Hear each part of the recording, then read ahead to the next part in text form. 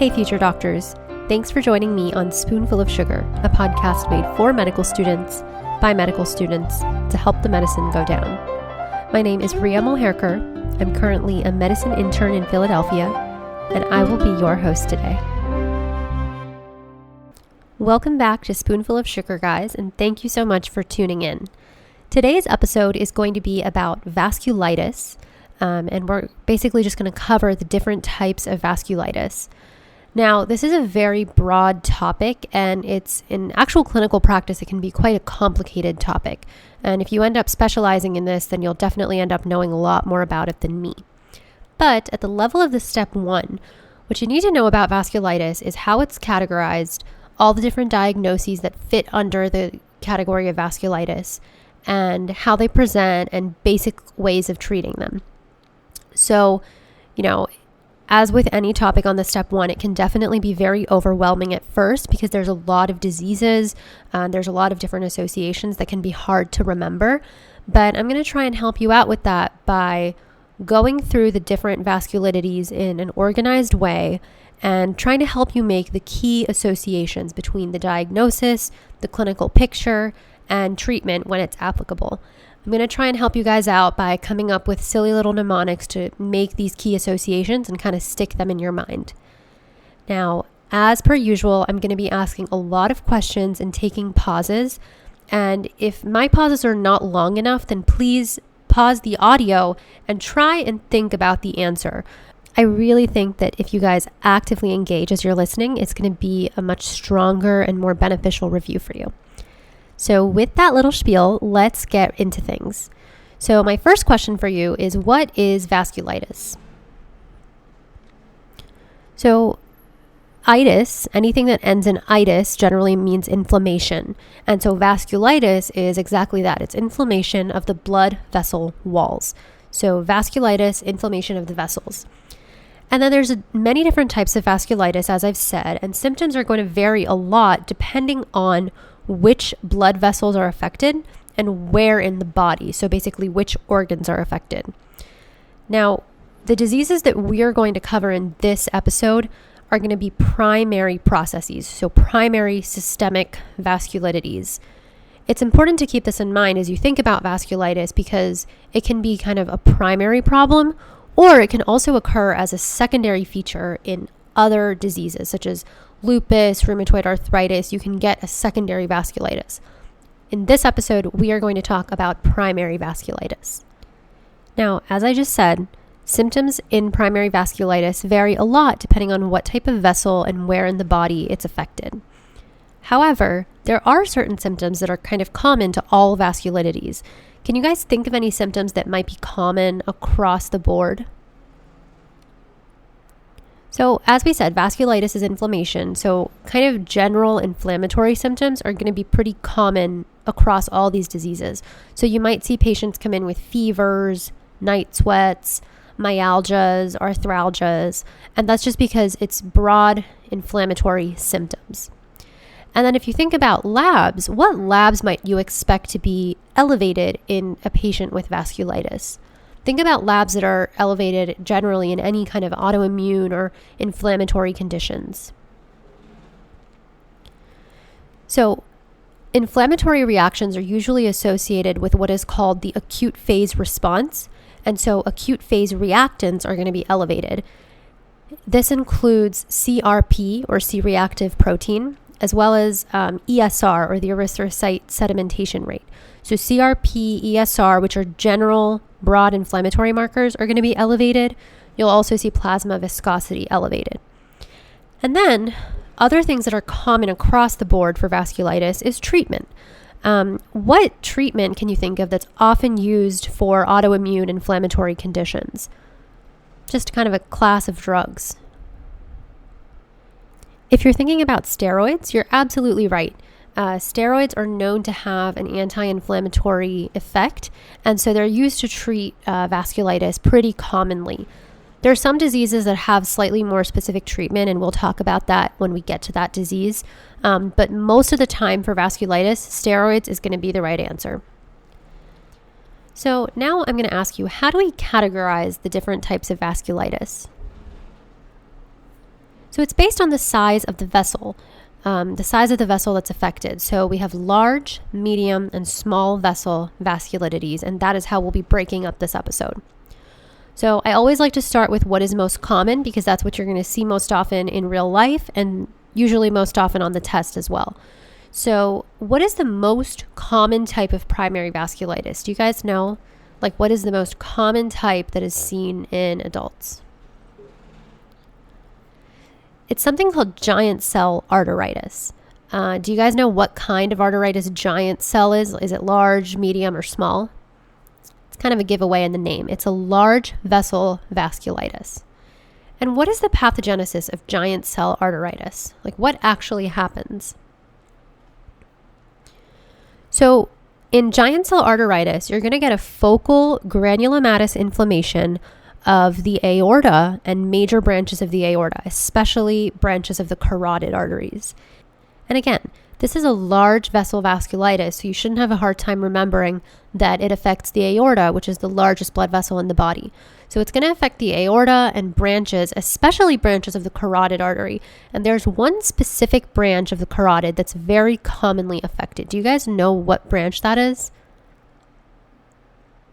So it's going to be the temporal artery. And that kind of corresponds to symptoms that we see in giant cell arteritis. How do patients with giant cell arteritis present? So usually they tend to be elderly females, and they're going to present with a unilateral headache kind of corresponding to the region of the temporal artery. They'll sometimes even feel that artery throbbing, as well as jaw claudication, because the temporal artery has branches to the jaw, and if there's a problem with that blood vessel, they're going to have pain in the jaw when they try and chew. And so think elderly females, one-sided headache, and jaw claudication. And oftentimes this disease is associated with polymyalgia rheumatica. Do you guys think this is a serious disease? Like, how bad is it if you have a unilateral headache? So it is a very serious disease. And the reason is that it can actually lead to occlusion of the ophthalmic artery, and that can cause irreversible blindness. So if you have a patient and you're suspecting giant cell arteritis, it's really important to diagnose them and treat them right away. And what would be your approach to treat and diagnose? So you do want to get a biopsy of the temporal artery to kind of confirm the diagnosis of giant cell arteritis. You want to confirm that there's focal granulomatous inflammation in the temporal artery. But if you are suspecting a diagnosis of giant cell arteritis, it's really important to start empiric treatment first. So if you suspect giant cell arteritis, you first treat with high-dose corticosteroids immediately in order to prevent vision loss, and then you can schedule that patient for a biopsy. But the first step is going to be treatment, because the consequences can be so dire. And then again, for most of the vasculitis, steroids is going to be the first answer for treatment, but there's always kind of a list of drugs that we can use as backup. For giant cell arteritis, if there's no improvement with steroids, there is a drug called Tocilizumab. Anybody know the mechanism of Tocilizumab? It's an antibody against IL-6, which is one of the inflammatory cytokines. So Tocilizumab can sometimes be used as one of the backup drugs if steroids are not effective. And then with all these diseases, you can kind of monitor how the disease progresses with following labs such as the CRP, ESR, plasma viscosity that we talked about. So giant cell arteritis, I want you guys to remember giant, jaw, and headache. Giant cell arteritis has jaw claudication and headache because it's associated with temporal arteritis. Okay? So that wraps up the first one. And then do you guys know the other large vessel vasculitis? So Takayasu arteritis. What is Takayasu arteritis? So this is also associated with, it affects the aorta. You get a granulomatous thickening and narrowing of the aortic arch as well as proximal great vessels. So this one actually ends up affecting the arteries that supply the arms, head, neck, and heart. And how does this usually present? So it often presents in Asian females, less than 40 years old, and it presents with kind of an aortic arch syndrome, so to speak. So patients will have weak pulses in their upper extremities or even loss of pulses in their arms. They'll have arm claudication. They might have variations in the blood pressure between the arms. You'll get arterial bruits. You can get aortic regurgitation, syncope, stroke, visual disturbance. Sometimes you can even see skin nodules. But the biggest thing to remember in this is that it affects the aortic arch and the large vessels that come off the aortic arch. So the subclavian and the arteries that go into the arms. And so the biggest thing you're going to get is arm claudication. And then as always, you can always get the generic symptoms as well, like arthralgias, myalgias. Do you guys know how we treat Takayasu arteritis? Steroids. Steroids is most of the time going to be the correct answer. If it's refractory to steroids, you can also give cytotoxic agents such as cyclophosphamide. That'll be a common theme across some of these other diseases as well. And then, if they have very severe disease, once the inflammation is under control, you may consider surgery, angioplasty for stenosis. But first-line treatment is steroids. And the mnemonic I like to remember for Takayasu is Takayasu. So think of a young woman eating a taco, and when you eat a taco, you move your arms around, and that's when they're going to get arm claudication or arm pain when they're moving around a taco. So Takayasu. It's a silly way to remember it, but sometimes I need these silly ways to keep things straight. So that's it for the large vessel vasculitides. Let us move on to the medium vessel. And I'm going to start off with a case for you. So let's say a 3-year-old child who is a male comes in, and he's a Japanese child. He has a 1-week history of fever, irritability. On exam, you see that his conjunctivae are injected. He has cervical lymphadenopathy. His lips appear dry and fissured. He has reddening of his oropharyngeal mucosa. His palms and soles of his feet are swollen and red. Then he also has this kind of polymorphous macular rash all over his back. What's the diagnosis in this young 3-year-old Japanese male child? I'm going for Kawasaki disease, and another name for Kawasaki disease is mucocutaneous lymph node syndrome. The clinical features of Kawasaki disease were kind of all described in the vignette, but do you guys know a good mnemonic to keep track of all the symptoms in Kawasaki disease? Crash and burn is the mnemonic. And if you guys don't know it, we'll go through it now, and it's a really good one to keep in mind. So crash is actually an acronym, and it stands for CRASH. C is conjunctival injection. R is rash, and it's typically a polymorphous macular rash. The A is for adenopathy, which is usually seen in the cervical chains. S stands for strawberry tongue, which is the same as oropharyngeal mucositis. So they'll have like redness and swelling of their oropharyngeal mucosa. So S is strawberry tongue. And then H stands for hand and foot edema and erythema. So that's the crash, conjunctiva, rash, adenopathy, strawberry tongue, hand and foot changes. And then the burn corresponds to fever. These patients will also present with fever. Usually it has to be for more than 5 days. And what is the biggest risk in these patients? Like, what are you scared about in patients with Kawasaki disease? So the coronary artery effects, you're scared about coronary artery disease. They can actually get aneurysms in their coronary arteries, which can cause myocardial infarction. So it's really important to treat these patients right away. And what is the treatment for Kawasaki? I'll give you a hint. This is the one time that steroids is not the immediate answer. So for Kawasaki disease, you give IVIG, so IV immunoglobulins, as well as aspirin. And that's kind of weird, right? Because we learned that we usually don't give aspirin to children. Why is that again? So there's a risk of Reye's syndrome. For some reason, giving aspirin to children with viral illnesses can cause liver and brain damage. And I think it has to do with the interference of salicylates with the mitochondria, and it can cause liver failure, brain edema. So usually we're scared about Reye's syndrome, and so we don't give aspirin to children. But in the case of Kawasaki, you actually do want to give aspirin because I guess the antipyretic, anti-inflammatory actions are actually beneficial in this case. So remember, the treatment for Kawasaki is IVIG and aspirin. And then these patients are actually going to require long-term monitoring by pediatric cardiologists usually because there's such a high risk of coronary artery disease. So takeaway, Kawasaki kids are going to crash and burn. And that's kind of the little mnemonic sentence I want you to have in mind. Kawasaki kids crash and burn. Let's move on to the next medium vessel vasculitis. So let's say a middle-aged man, let's say he's in his 40s, comes in, he has abdominal pain, melena, headache, confusion. When you check his blood pressure, it's pretty elevated. He's hypertensive. Labs show that his creatinine is elevated from his baseline. He's also not making a lot of urine, or he's making less urine than normal. And he also tests positive for hepatitis B. Do you guys know what diagnosis I'm going for here?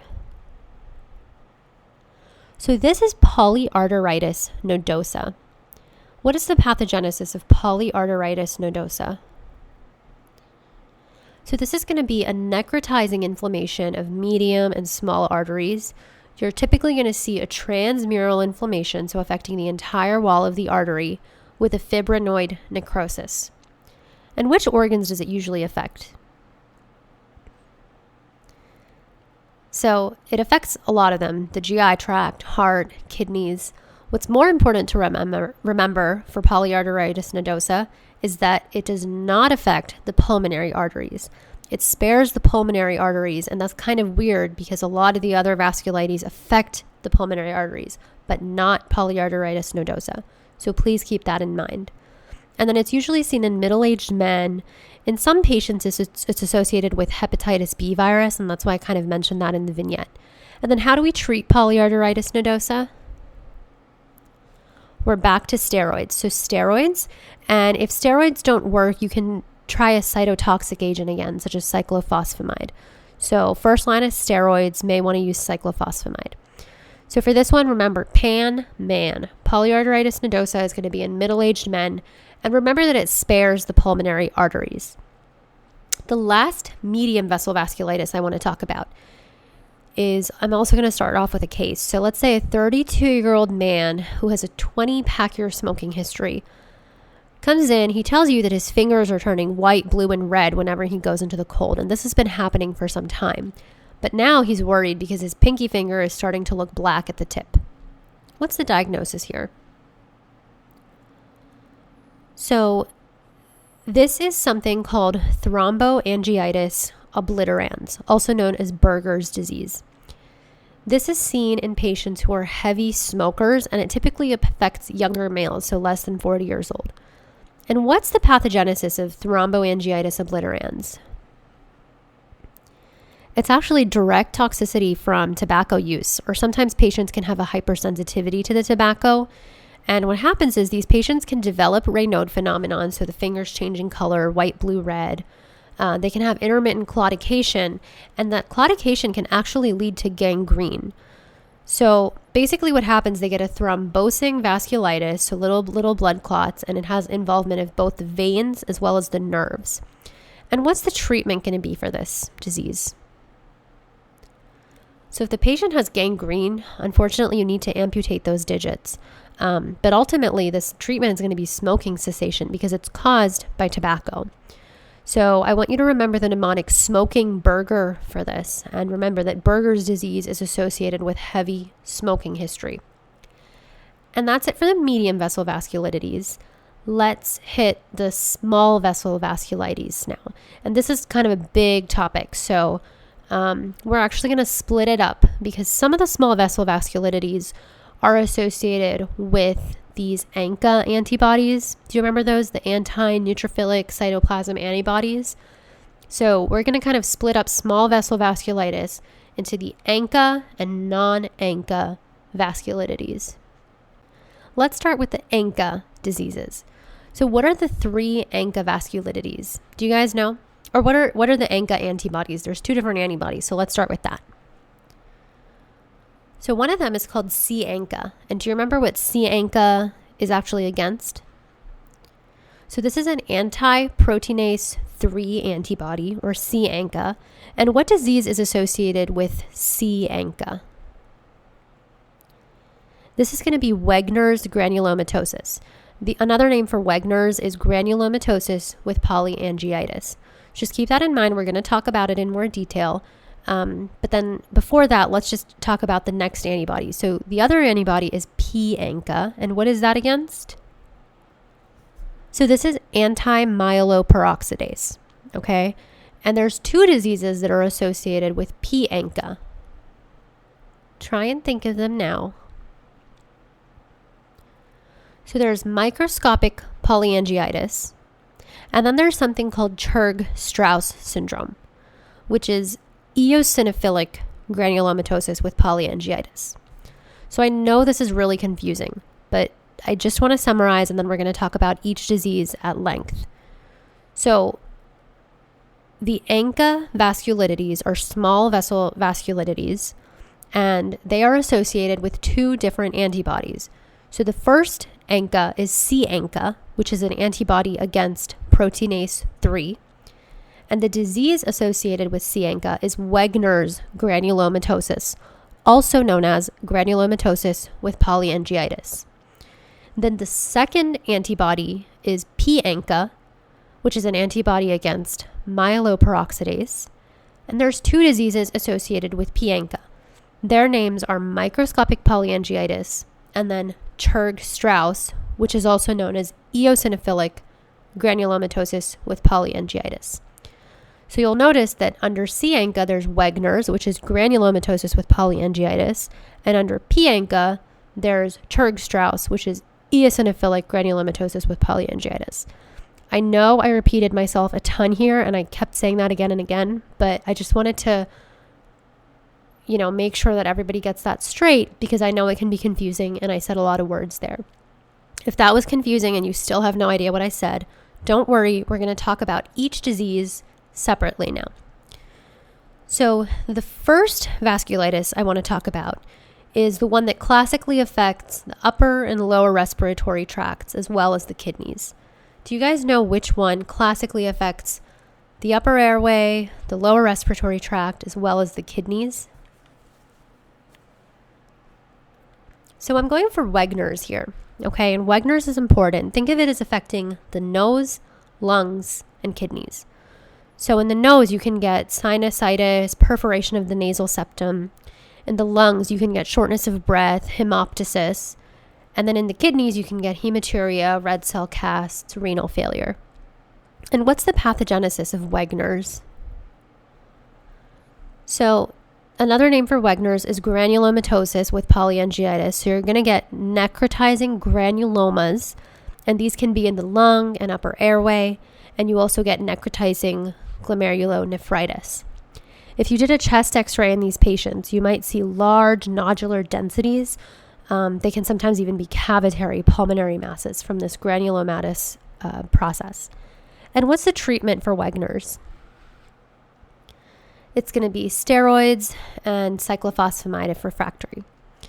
So my little mnemonic for this is see you at Wegener's, because I think Wegener's kind of sounds like a name of a grocery store. And I say see you at Wegener's because the C is for C-Ancha. So remember that Wegener's affects the nose, lungs, and kidney. And it's associated with C-Ancha, which is an anti-proteinase 3 antibody. So remember, see you at Wegener's. And then the next one I want to talk about presents very similarly to Wegener's, but without the nasopharyngeal involvement. So you don't see the nasopharyngeal involvement. It still affects the lungs and the kidneys. And then you can also sometimes see palpable purpura because it does affect the skin. So this one is microscopic polyangiitis. And what antibody is it associated with? So this is associated with P-Ancha, or anti-myeloperoxidase. And what's the pathogenesis for microscopic polyangiitis? So this is a necrotizing vasculitis. However, we do not see any granulomas.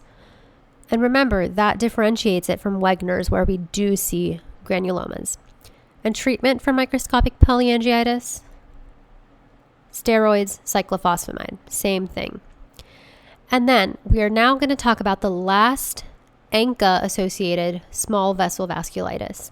And this one happens to be associated with asthma, as well as sinusitis, skin nodules or purpura, and peripheral neuropathy.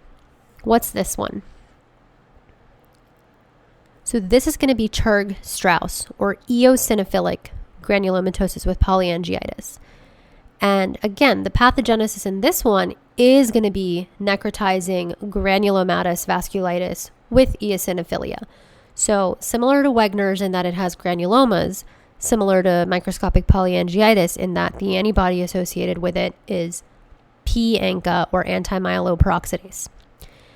And in these patients, remember, Churg-Strauss is associated with eosinophilic granulomatosis.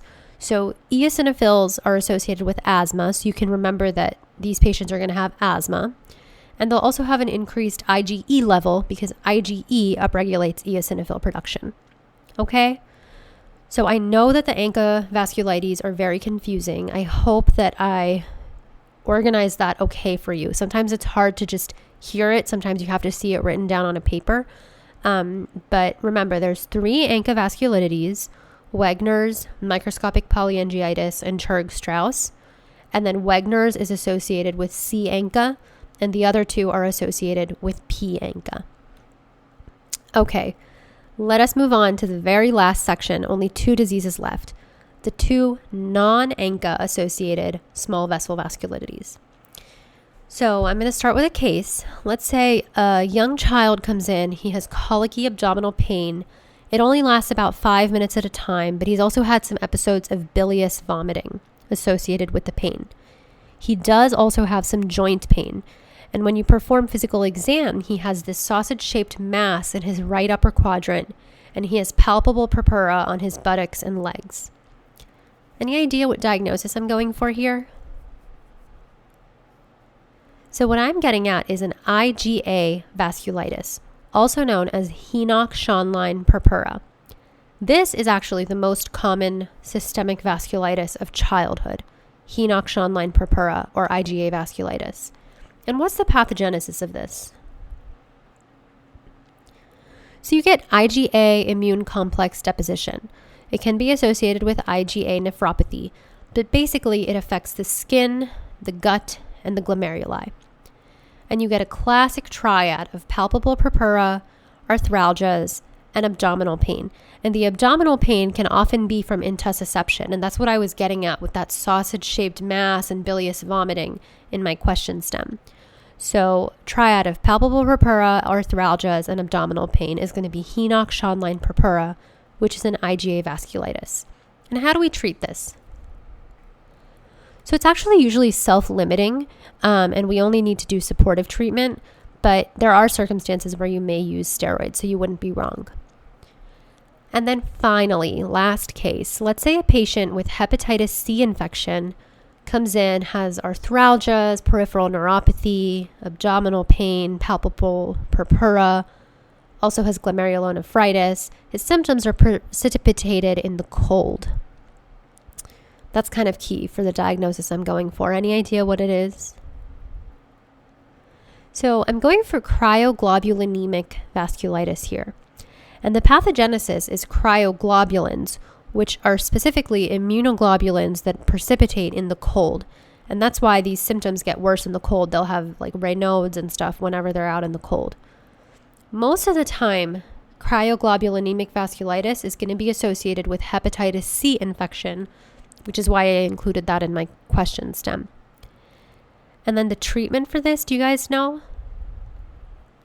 So you can use steroids, but really the key to treating this is going to be to treat the underlying hepatitis infection if they do have hepatitis C.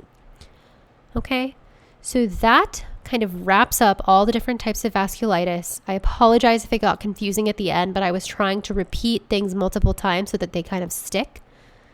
I'd like to drill things in one last time with a rapid fire section. I'm just going to kind of ask quick little questions and see if you guys can think of the answers. And if you don't, no pressure. Feel free to come back to this and listen to this portion again if you need to. But we're just going to quickly go through some key points I want you to remember. So the first rapid fire question. Let's say an elderly Caucasian female comes in with headache and jaw claudication. What are you thinking? Giant cell arteritis, very good. And how do we manage this? Remember, there's risk for blindness, so we want to treat with high-dose steroids and then do a biopsy of the temporal artery. Next, let's say a young Asian woman comes in with arm claudication. What are you thinking? Takayasu arteritis, very good. Remember, Takayasu taco. Now, what about an Asian child who has those classic crash and burn symptoms? What's the diagnosis? Kawasaki, very good. Kawasaki kids crash and burn. And how do we manage Kawasaki's in children? IVIG and aspirin, excellent. Now, what about a medium vessel vasculitis that spares the lungs? What's a medium vessel vasculitis that spares the lung? Usually happens in middle-aged men.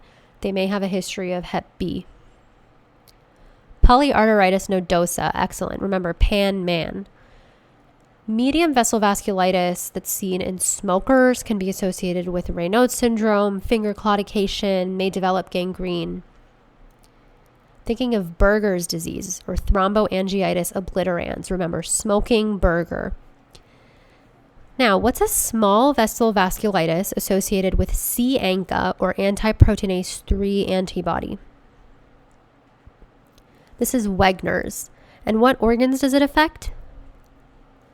Remember, nose, lungs, kidneys. Now, what is a small vessel ANCA associated vasculitis that we said does not have granulomas? Microscopic polyangiitis. And how does its symptom presentation differ from Wegener's? So they're not going to have any nasopharyngeal involvement, so no involvement of the nose. And then they also do not have any granulomas. Okay, and what antibody is it associated with? The P-ANCA, which is an antibody against myeloperoxidase. Very good. P-ANCA is anti-myeloperoxidase. What about the very last small vessel ANCA-associated vasculitis that's associated with asthma, eosinophilia, increased IgE? Churg-Strauss. Very good. Now, let's say a child comes in with a triad of palpable purpura, arthralgias, abdominal pain. What are you thinking? So this is Henoch-Schönlein purpura or IgA vasculitis. And then the very last small vessel vasculitis that's associated with hepatitis C that precipitates in cold weather.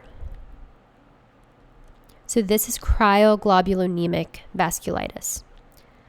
Wow, I feel like I need to take a little breath here because that was a lot of diseases, a lot of information packed into this episode. If you are still listening, thank you so much for hanging in there and chugging along with this episode. I definitely don't blame you if you need to rewind, go through that rapid fire section a couple more times to kind of hone in on some of those diagnoses. When it comes to the vasculitides, my biggest piece of advice is going to be to just know how the diseases are organized and have kind of a flow chart or something in your brain and be able to make key associations. For example, arm claudication with Takayasu, crash and burn with Kawasaki. Just be able to make these key associations so that when you see a question stem on the board exam, you don't get overwhelmed by the entire details of the vignette, but you can kind of pick out those key associations and make the necessary diagnosis. Vasculitis is a hard topic. There's a lot of different diseases and it's tough to make those associations, but you just have to find a way that works and kind of keep on reviewing it. So if you need to listen to this episode again, draw out all the diagnoses on a piece of paper for yourself. If you need to listen to just that rapid fire section again and again, whatever it is, I recommend really like drilling these diseases into your mind so that they stick with you for the exam and for the rest of your life. Okay?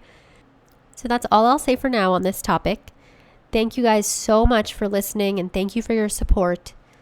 If you think these episodes are helpful, then I really encourage you to subscribe to our podcast on whatever platform you're using to listen. If you have any questions, comments, or concerns, you can always visit our website at spoonfulofsugar.org and post them under the link for this episode.